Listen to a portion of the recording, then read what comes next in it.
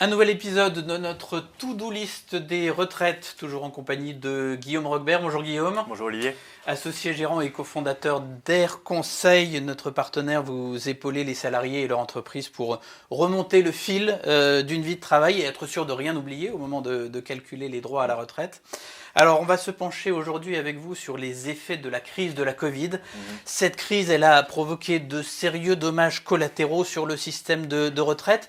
2020, ça devait être l'année de la fameuse réforme promise et entamée d'ailleurs par Emmanuel Macron, la grande fusion des différents régimes.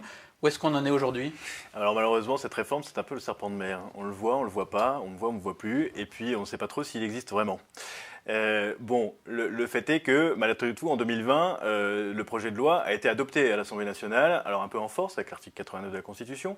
On a déjà été habitué à ce genre de pratique, mais c'est passé à l'Assemblée. En revanche, ça n'est jamais arrivé jusqu'au Sénat. Voilà. Donc là, pour l'instant, on en est resté là. On en est resté là, même si il y a peu de temps, au Sénat, a été proposé, pour relancer un peu la machine, de changer le fameux âge légal. L'âge légal qui est à 62 ans aujourd'hui, il a été proposé de pousser à 63 ans. Mais ça, non, ce n'est pas passé non plus. Bon, c'est les sénateurs qui sont dans l'opposition qui l'ont proposé, donc ça a peu de chances d'être voté de façon définitive. Je crois. Et la réforme elle-même d'Emmanuel Macron, pour le moment, stand-by. Stand-by. Et on attend de voir si elle reviendra plus tard.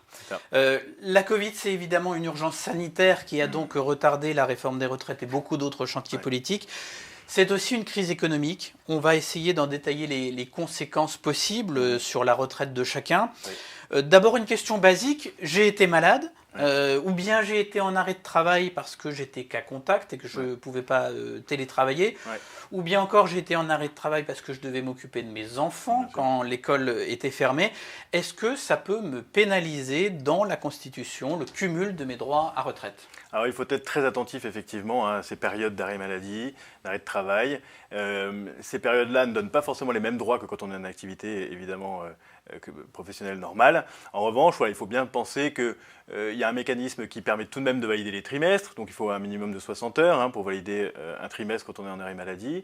Et puis en revanche, il y a une chose qui est intéressante, ça c'était le cas pour les salariés et les commerçants, et il y a une chose intéressante pour 2021, c'est qu'il est à prévoir, là, au 31 juillet 2021, que les professions libérales puissent bénéficier d'indemnités d'arrêt maladie. C'est une grande nouveauté.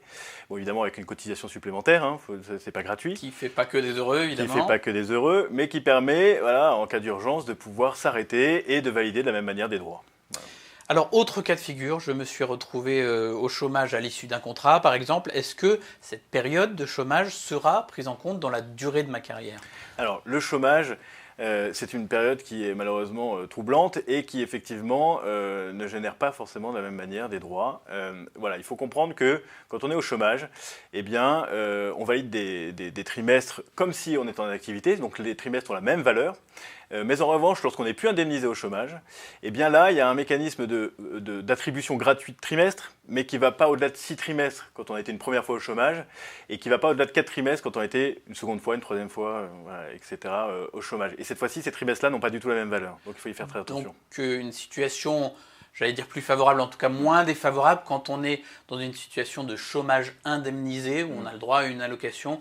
Plutôt que les situations où on n'a plus droit ou pas le droit parce qu'on n'a pas assez travaillé à un chômage indemnisé. Exactement. Cette année 2020, elle aura été également celle de l'explosion du chômage partiel.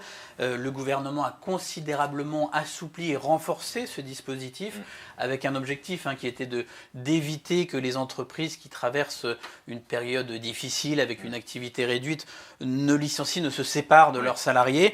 Si j'ai été concerné par une période de chômage partiel, comment est-ce que ça joue dans le calcul de mes droits à retraite ? Alors, le chômage partiel est un mécanisme assez récent, effectivement. A priori, ce chômage partiel, en tout cas, qu'on a subi entre le 1er mars 2020 et 31 décembre 2020, génère des trimestres cotisés comme si c'était une activité classique. Donc au même titre que le chômage indemnisé, en définitive. Donc ça, il n'y a aucun problème.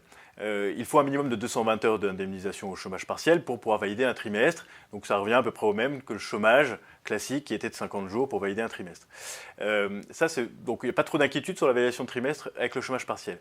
Pour les régimes complémentaires, en Agir Carco, alors il y a toujours l'attribution de points gratuits, au même titre que le chômage classique. Et ça, c'est a priori le même mécanisme, il n'y a pas beaucoup de danger sur le sujet. En revanche, l'Agir Carco, lui, a choisi de se baser sur 60 heures d'indemnisation pour permettre la validation de points. D'accord. Qu'est-ce qui va en être en 2021, puisque tout ça, c'était des mécanismes un petit peu exceptionnels mis en place dans le dur de la crise, on n'en est pas complètement sorti. Chômage partiel et retraite en 2021, ça donne quoi? Alors, en 2021, normalement, pas de changement, puisque la loi de finances de la Sécurité sociale 2021 a validé la prolongation de ce mécanisme de validation de droit à retraite pour le chômage partiel. On attend les décrets tout de même, mais voilà. Un mot sur le congé de reclassement qui a été et qui risque d'être très utilisé dans les mois qui viennent avec les difficultés économiques que traversent certaines entreprises. De quoi s'agit-il et comment est-il pris en compte par l'assurance retraite? Ouais. Alors ce congé de reclassement, eh bien, on peut en bénéficier lorsqu'on on fait partie d'un plan de sauvegarde de l'emploi, donc un licenciement.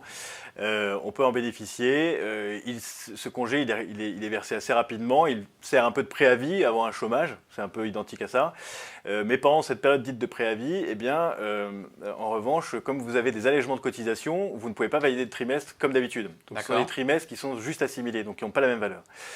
En revanche, dès que vous avez passé cette période de préavis et que vous êtes à nouveau en congé de reclassement, ça dépend des accords, passés évidemment avec les partenaires et du plan lui-même, cette fois-ci, vous de nouveau payez des cotisations, donc il y a bien validation de trimestre classique et validation de points classiques.